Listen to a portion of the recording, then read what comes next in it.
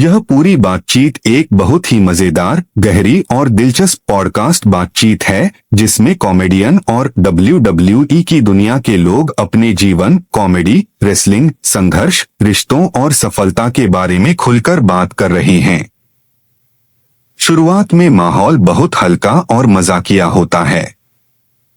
वे लोग घर की छोटी छोटी बातों पर हंस रहे होते हैं। लेखक के रूप में काम पर रखा था ताकि शो में ज्यादा हास्य लाया जा सके, लेकिन WWE का काम बहुत कठिन था। लगातार यात्रा, लंबे घंटे और हर समय काम। पैट्रिस उस जीवन शैली के लिए बने नहीं थे। फिर वह एक बहुत मजेदार घटना सुनाती हैं कि जब उन्होंने पैट्रिस को नौकरी से निकाल दिया, तब भी पैट्रिस कहीं नहीं गए और अगले दिन विमान में बैठे मिले। स्टेफनी हैरान होकर पूछती हैं कि तुम अभी भी यहाँ क्या कर रहे हो। यह किस्सा सुनकर सीखने में काम आई। वे कहते हैं कि पेंटिंग ने उन्हें सिखाया कि किसी खाली कैनवास को देखकर पहले से कल्पना करनी पड़ती है कि आखिर तस्वीर कैसी बनेगी। यही चीज बाद में जोक्स बनाने और स्टैंड अप में काम आई। फिर वे बताते हैं कि उन्होंने 26 साल की उम्र में स्टैंड अप कॉमेडी शुरू की, जबकि ज्यादातर लोग उससे बहुत पहले शुरू कर देते हैं।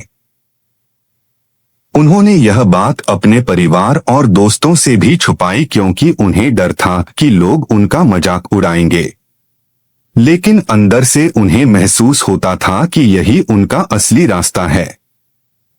वे कहते हैं कि उन्हें स्टैंड अप करना इतना पसंद था कि खराब शो यानी बॉम्बिंग भी उन्हें मजेदार लगता था।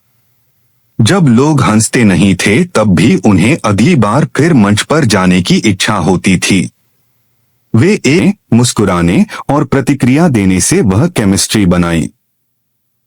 इससे दर्शकों को लगा कि वे दो दोस्त हैं जो मजाक कर रहे हैं, सिर्फ स्क्रिप्ट पढ़ने वाले लोग नहीं। फिर बातचीत समाज और कैंसल कल्चर की तरफ जाती है। कॉमेडियन कहते हैं कि आज कलाकारों को डर लगता है कि कहीं कोई मजाक उनकी नौकरी या करियर खत्म न कर दे। वे मानते हैं कि कलाकार का काम अपनी सच्चाई बोलना है, न कि लोगों को मजबूर करना कि वे भी वही सोचें। अगर आप ईमानदारी से अपनी बात रखते हैं तो लोग कम से कम आपकी बात सुनने को तैयार रहते हैं, लेकिन अगर आप लोगों पर अपने विचार थोपने लगते हैं तो विवाद शुरू हो जाता है।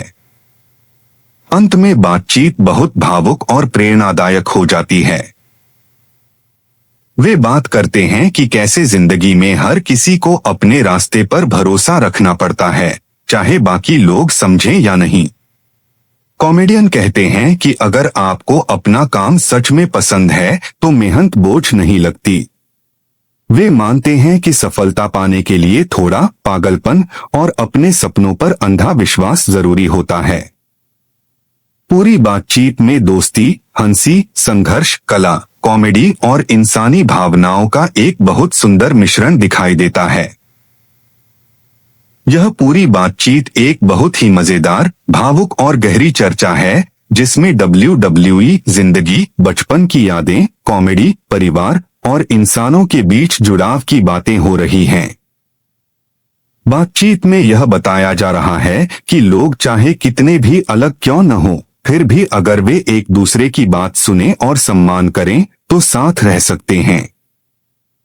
वे कहते हैं कि आजकल लोग अपनी अपनी टीम बना लेते हैं और सोचते हैं कि सिर्फ वही सही हैं, जबकि पहले पुराने टीवी शोज में अलग अलग विचार वाले लोग बैठकर बहस करते थे, लेकिन एक दूसरे से नफरत नहीं करते थे।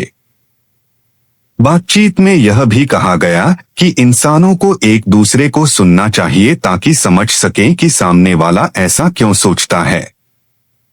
इसी दौरान WWE का उदाहरण दिया जाता है कि WWE के फैंस दुनिया भर से आते हैं, अलग देशों, अलग भाषाओं और अलग सोच वाले लोग, लेकिन जब WWE देखते हैं तो सब एक साथ खुशी महसूस करते हैं।